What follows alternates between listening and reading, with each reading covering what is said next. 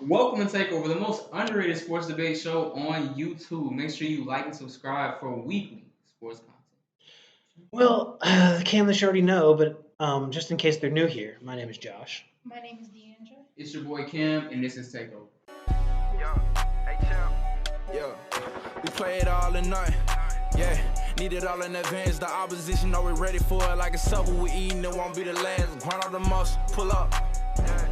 Poker right on the grass. We coming in, take over everything, run it up. Nothing holding me back. 3 in the wood. Rush. All right, so I predicted it. I was quite spot on with what I said. The Celtics got out the brooms and swept the Nets right out of the playoffs. It wasn't a gentleman's sweep like the Miami Heat. It was a straight up disrespectful 4-game sweep. So it's brought up a lot of questions about the legacy of the two stars on the Nets. And while we don't have time to talk about Kevin Durant, because Cam might explode from all the hot takes he'd be throwing, we do have enough time to talk about the other stars. So, guys, is Kyrie Irving historically overrated when it comes to legacy? When you think about Kyrie Irving, I think Kyrie Irving is the most skilled basketball player I've ever seen with my two eyes. I think he has better handles than Allen Iverson, and I think he's Kobe embodying a 6'3" form. He can do everything you need him to do on a basketball. And but that's just individual. When we talk about greatness, like what did he impact? What did he make better? And the clear answer to that is nothing. So therefore, I believe Kyrie is overrated. And when I think of Kyrie, like what player reminds me of Kyrie?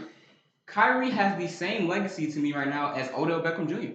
Extremely talented, a bit of a problem on the field sometimes. It's kind of hard. He's extremely talented, but it's like, will he ever get to that spot? Will he ever be great? We really don't know. You have the injuries, just like Odell Beckham, and they're both known for one signature moment. Odell will forever be known for that catch he made. He redefined what catching a ball with one hand is.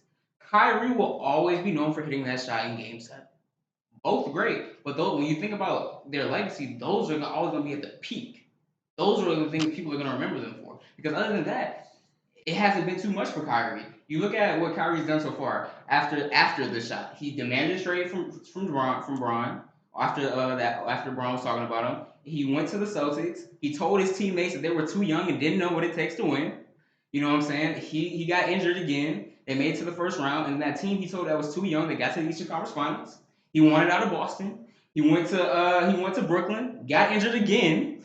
He's in Brooklyn again. KD joins. He gets injured again. And then you look at what he did this season with the whole COVID shot. There's always something with Kyrie, and it's always personal. It's always internal with him. So as far as being great, his legacy is he was great individually. But I can't call him a great player overall because everything was individual Kyrie. He never led a team to the playoffs. Just to the playoffs, period. You can't have Kyrie as your first option on a winning team because every time he's had that, it's never panned out for him. You look at Cleveland; they didn't start winning until LeBron James got there. That team was a lottery team. Look what he did in Boston. Boston swept them now. So I mean, what does all that say? So can you really trust Kyrie? What really has he done? He hasn't even led his team to the first round. So if I'm comparing what Kyrie is, he's basically Kareem without the accomplishments. Great off the court. He's going to talk about these things. He's going to talk about Black Lives Matter. He's going to talk about all these things. But when it comes to on the court, he's a bit of a distraction. And when it comes to leading a team, he hasn't really done it yet. So I'm not really surprised he's not a top 75 player either because he's just hit that one shot. And that's the only thing he can put on his really resume. He's not a most valuable player. He's not all these other things. So that's why I think Kyrie is a bit overrated. Did you call him Kareem? I said without the accomplishment of basketball Okay. accomplishment. I want to make because sure. Because of the off the court thing. That's why. Yeah. I just want to make sure before I start talking. Okay, so first of all, I think Kyrie will always be known as one of the most talented basketball players to ever touch the court. And like I said a couple episodes ago when we were talking about the most disrespected player, I feel like the media and some of the decisions he made will impact his legacy as well. Like you said, not getting the vaccine, missing games, controversial comments, and all of his decisions throughout his career. But you pretty much summed up a lot of the stuff I was gonna say. If we're talking about legacy, we have to take into consideration career and other circumstances. And due to how Kyrie's career has panned out, I think career-wise he will always be seen as a very good number 2 player.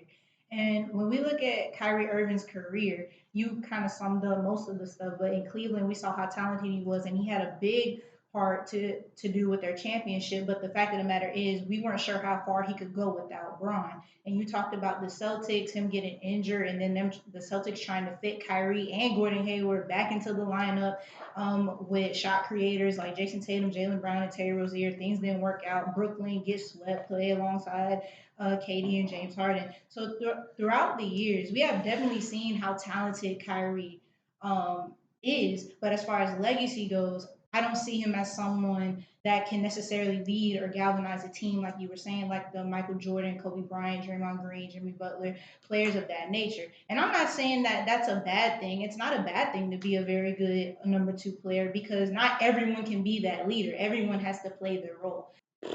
It's a very big jump to go from good to great. There's a ton of the hardest leap in a rebuild for an NBA team is not to go from bad to good because that's relatively easy. It's to go from a good team to a great team. And it's true for individual players. And we're seeing that right now with Kyrie Irving. I would like to welcome you all to the anti-Kyrie Irving club. I'm not going to say I'm anti-Kyrie, but I've definitely never truly understood the hype behind him for the last few years. I've understood the talent. I never understood, like, when people got outraged, he was the top 75. I kept waiting. Give me a reason. Instead of, there's no way that he's, well, okay, tell me why. Why is he a top 75 player?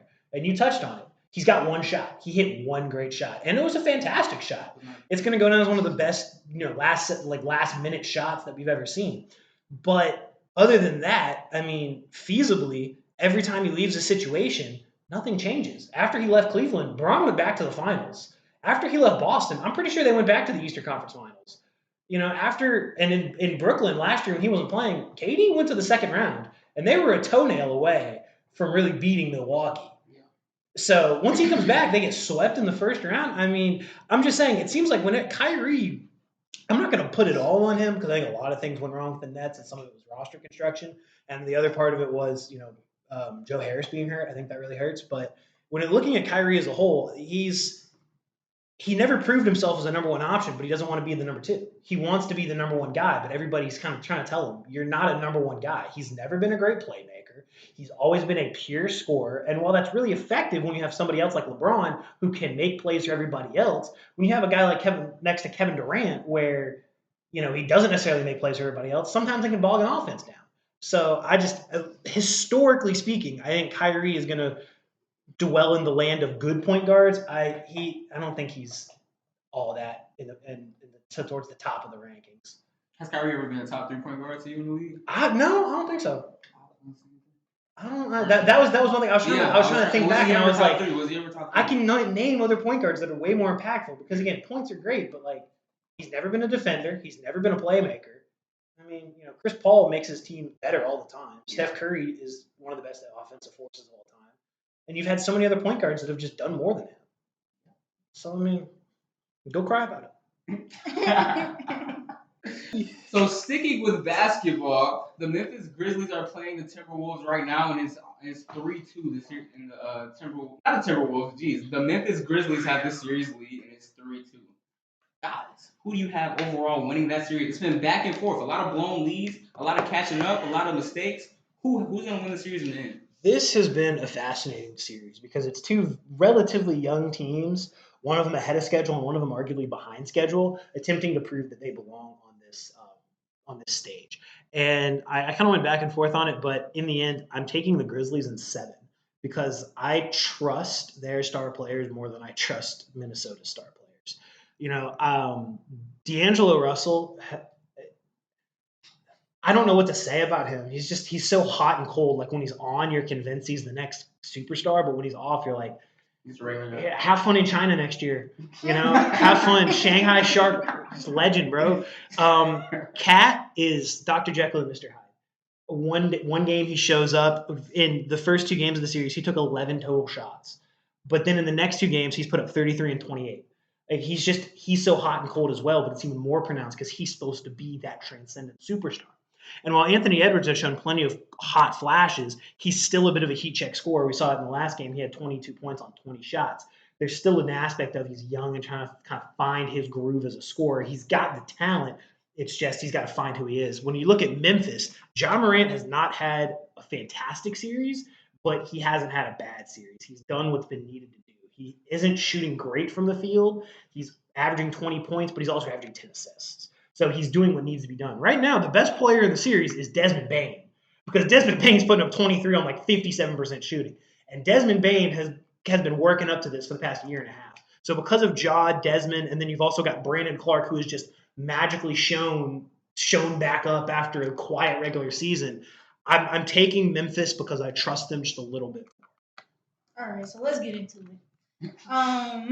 When you look at, first of all, I don't think it's surprising to any of you guys that obviously I'm gonna pick Memphis to win this series. I've been telling y'all about Memphis this whole time.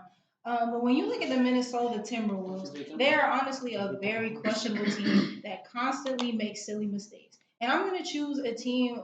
I'm not gonna choose a team that constantly gives me a reason not to. They had a double-digit lead twice in this series, technically 3 times because they did it twice in one game. Game 3, they started off hot with a 20-point lead and blew it before the half. Built the 20-point lead back up in the third quarter and blew it. Only scored 9 points for the first 11 minutes of the fourth quarter. And then they blew a 13-point lead last night, and they're averaging 23 turnovers, and they just play very undisciplined. So let's look at the Memphis Grizzlies, right?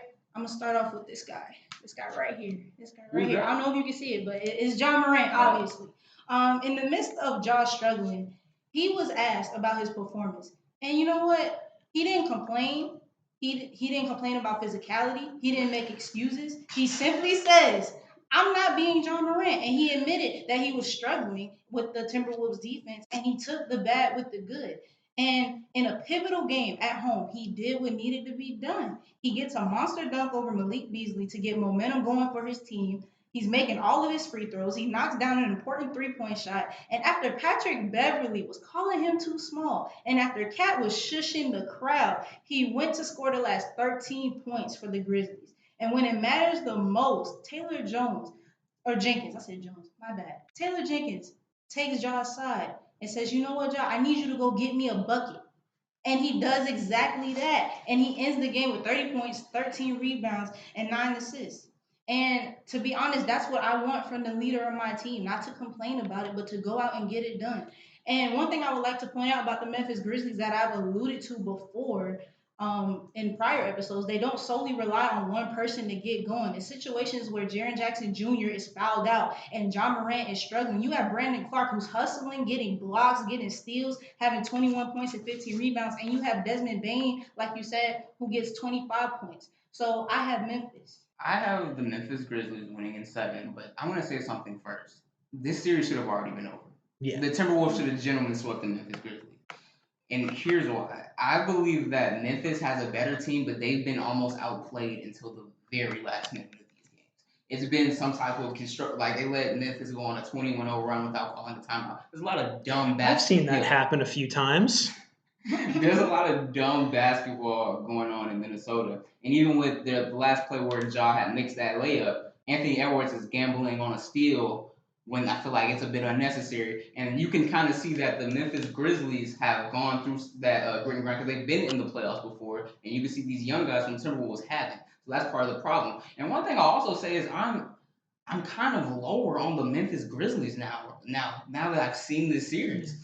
You think of what the Timberwolves brought to the table. I thought Memphis would at least get them out of here and get them out of here quick. It hasn't been such the dominance we've seen in the regular season that we've seen now. Sometimes I'm asking, where's 12? Where is he? Where's the explosion at, Ja? Why am I waiting for the fourth quarter? Why can't you dominate the game like you've been doing all season? I know they play team game. I know he's facilitating, but sometimes I'm waiting for Ja to assert his dominance and show that we're the number 2 seed, and it doesn't happen.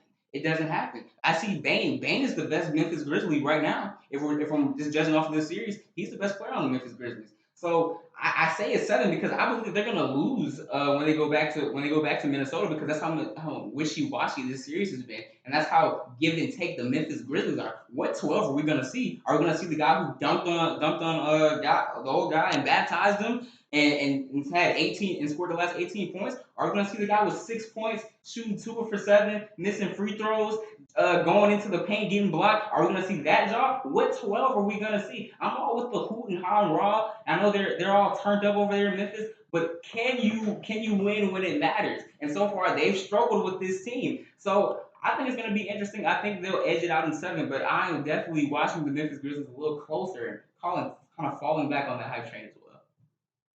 It don't matter who wins because it's Warriors in 6 after this. So, Oh. I mean, respectfully. All Respectfully. Respectfully. In response to what you said, I feel like some of the stuff that you said about the Grizzlies, the very same thing could be said about the Timberwolves, as we said in our takes. Yeah. Also, to speak about the struggles that the Memphis Grizzlies have been going through, they have had a really good, dominant regular season. But also, this team is really young. Like, they haven't really been in this type of setting before as well. Like, especially going against another team that's competitive as well. I feel like before their playoff experience wasn't as serious as this is now. But I feel also they're taking the good with the bad as well. They're learning, and they could possibly get better and learn from this series as well. They could. That's just I'm what just I saying. have to say. They've been in the play-in. They've been in the first round. I was I gonna expected say. them to dominate. I'm just this saying. team, I'm just personally. saying. I'm just saying. It's a different type of setting. It's totally unrelated though. I don't want to look wrong on this show, but if the Pelicans beat the Suns, I won't mind it at all. You won't mind it? I But you won't pick the mind Suns it are the at guys. But you know what? If it happens, it just means we get to watch Jose Alvarado for a whole another series. And the more Jose Alvarado in my life, the better it is. And that's the remember of our show. Guys, you have anything to say? The Hawks lost, but the Braves are playing now, so I can drown my sorrows watching the reigning defending World Series champions. If the Falcons take a quarterback, I'm leading a military coup of the Flowery Branch offices. Y'all can come with me. He's going to get us monetized. I'm gonna Take over get us views. We're getting views. I will live stream it. Yeah, we play it all in night. Yeah, need it all in advance. The opposition know we're ready for it. Like a supper we eating, it won't be the last. Grind all the muscle, pull up. Parker right on the grass. We coming in, take over everything, run it up. Nothing holding me back. 3 in the wood, rushing. I don't like Dutch, don't even matter, you know I'm a face. And when I roll a paper, I like to go double. Run up a check, flip a W, make it an M. I need